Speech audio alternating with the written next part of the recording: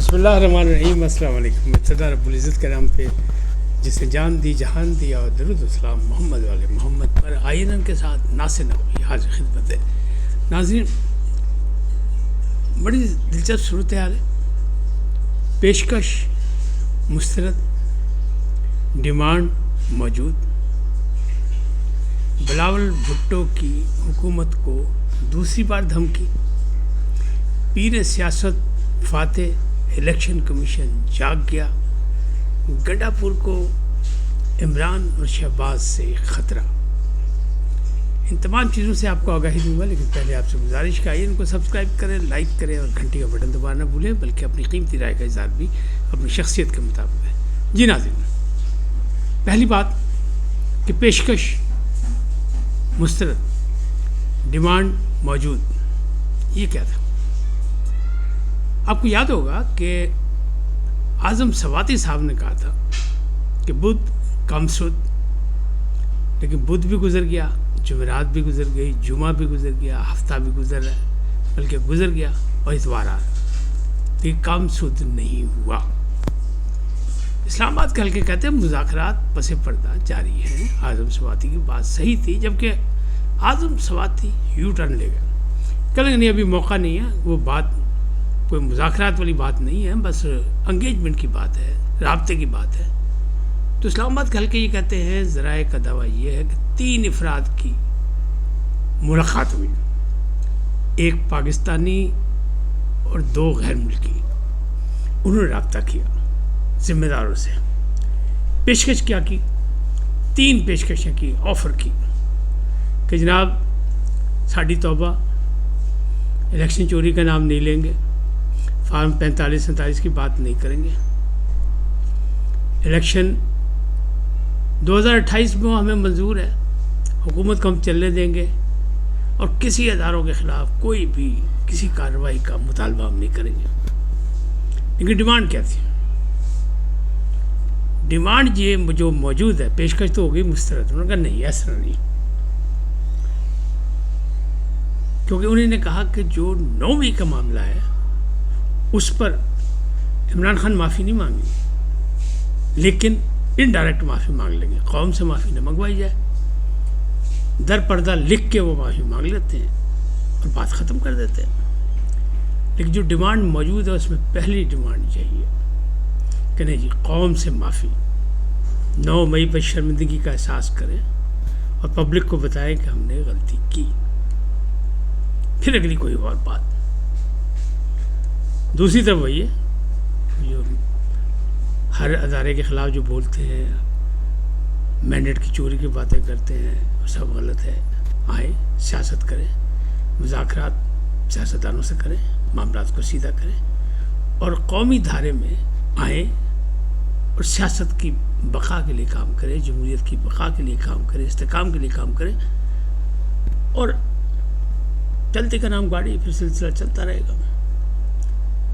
Demand में था कि सियासी कारकुनों की रिहाई कर दें, इमरान खान को रिहा कर दें। उन्होंने कहा नहीं, ये नहीं, मुकदमात का सामना करें सब। तो बात नहीं बन सकी, लेकिन कहीं ये बात मौजूद है, इससे आप इनकार नहीं कर सकते।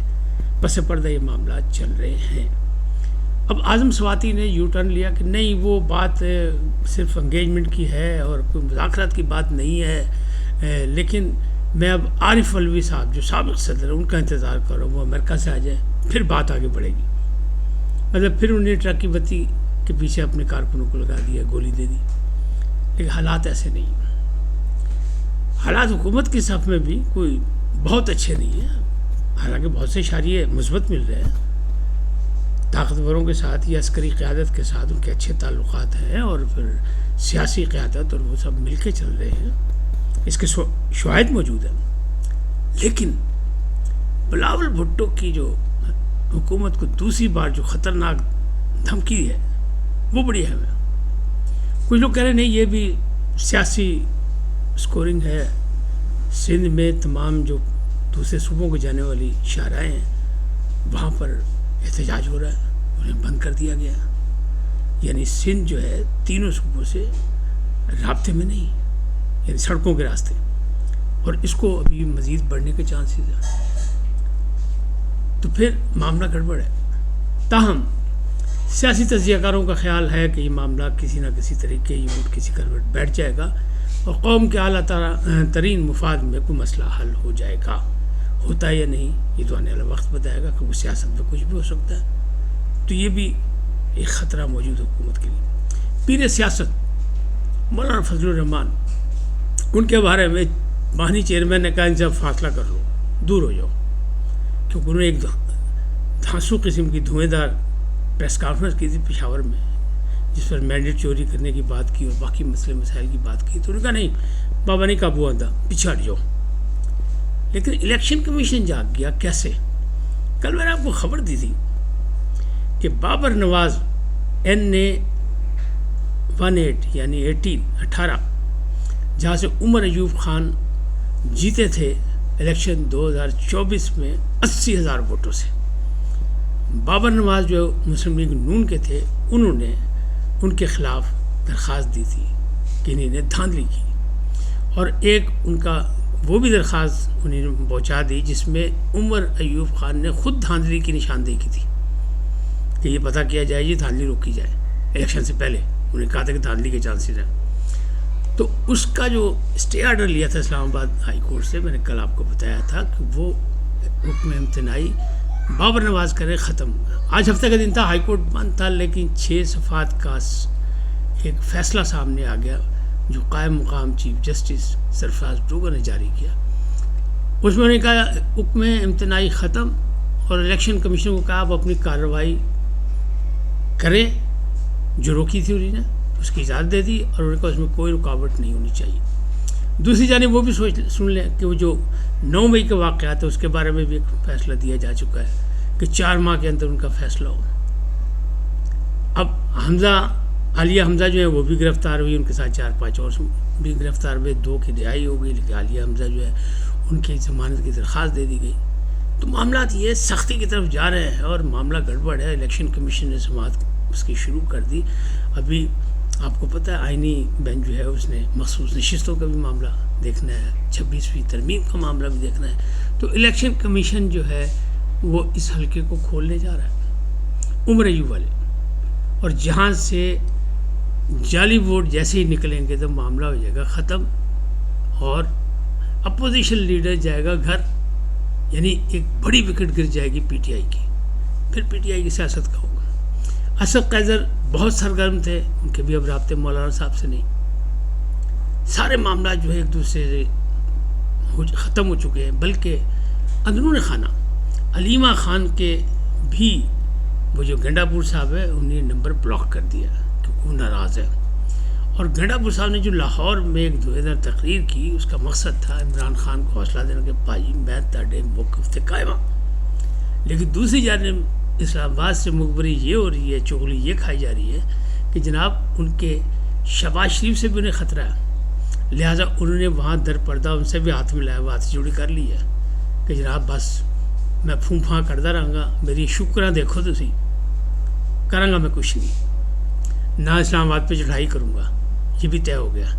تو اگر مستقبل قریب میں فوری طور پر کوئی یہ چڑھائی کا مطلب اعلان نہ کریں تو سمجھ لیجئے کہ کم ہاتھ جوڑی والا ہے.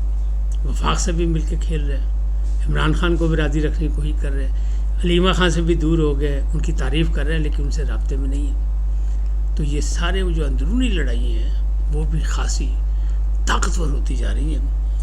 اب PTI کے جو سیاسی لوگ ہیں، جو اہم لوگ ہیں، جو پرانے لوگ ہیں، انہوں نے مشورہ دیا PTI کو کہ جناب طاقتوروں سے لڑائی، ریاست سے لڑائی کسی طرح بھی جائز نہیں. پاکستان پیپلز پارٹی جیسی جو سیاسی جماعت تھی پرانی، اس نے بھی اسٹیبلشمنٹ سے کوئی نہ کوئی راستہ نکال کے تعلقات سے استوار کیے، پھر وہ اقتدار میں آئی. اگر اقتدار تو اب اس وقت اقتدار کو بھول جائیں، آئندہ کبھی اگر اقتدار میں آنا ہے تو اس کے لیے حالات کو بہتر کریں، 2028 تک انتظار کریں اور پھر سیاست کریں، سیاست میں آئیں. اور اگر نہ کیا تو پھر معاملہ ہو جائے گا گڑبڑ، اور نام بھی نہ ہوگا پھر ان سیاستدانوں کی فہرست میں. کیوں کہ انتشار بڑھتا جا رہا ہے. اس کو چاہے آپ اسٹیبلشمنٹ پہ ڈالیں، چاہے اس پہ مخالفین پہ ڈالیں کہ وہ بدخوئیاں کر رہا ہے یا کوئی غلط کام کر رہا ہے یا وہ انہوں نے اپنے ایجنٹ بیچ میں سہولت کار پیدا کر لی ہے، جو مرضی کہیں، نقصان کس کا ہے؟ نقصان تو پی ٹی آئی کا، تحریک انصاف کا ہے۔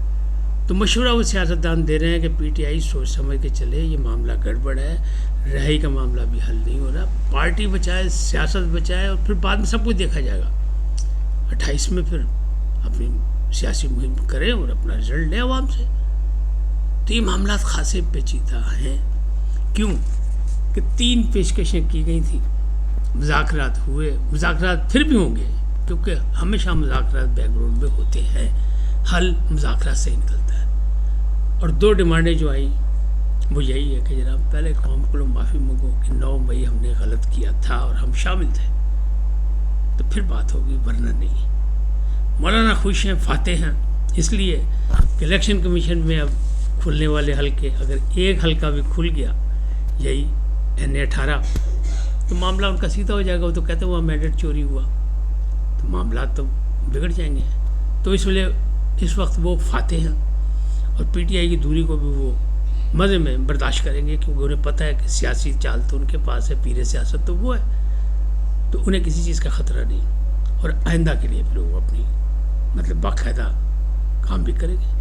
ادھر اختر مینگل نے کہا، ایک پریس کانفرنس کر کے کہا ہے کہ جناب ہم اب تحریک چلائیں گے اور شہباز شریف صاحب جو ہے وہ ہمیں لولی پاپ نہ دیں کہ پٹرول کی قیمتوں میں کمی اس لیے نہیں کی کہ وہ پیسہ جو ہے وہ ہم وہاں لگا رہے ہیں۔ انہوں نے کہا جی یتیم خانے اور مسجدیں بنتی ہیں اس طرح چندوں سے، قومی کام ایسے نہیں ہوتے ہیں، تو بلوچوں کو آپ ڈرخائیں نا، ہم اس قسم کے لولی پاپ برداشت نہیں کریں گے، ہم باقاعدہ احتجاجی جلسے کریں گے مختلف شہروں میں۔ اس وقت تک اتنا ہی، پھر ملیں گے نئے موضوع کے ساتھ۔ جاتے جاتے آپ سے درخواست آئی ہے ان کو سبسکرائب کریں، لائک کریں، گھنٹی کا بٹن دبانا بھولیں، اور اپنی قیمتی رائے کا اظہار اپنی شخصیت کے مطابق کریں۔ سدا سلامت رہیں، اللہ نے کے بعد۔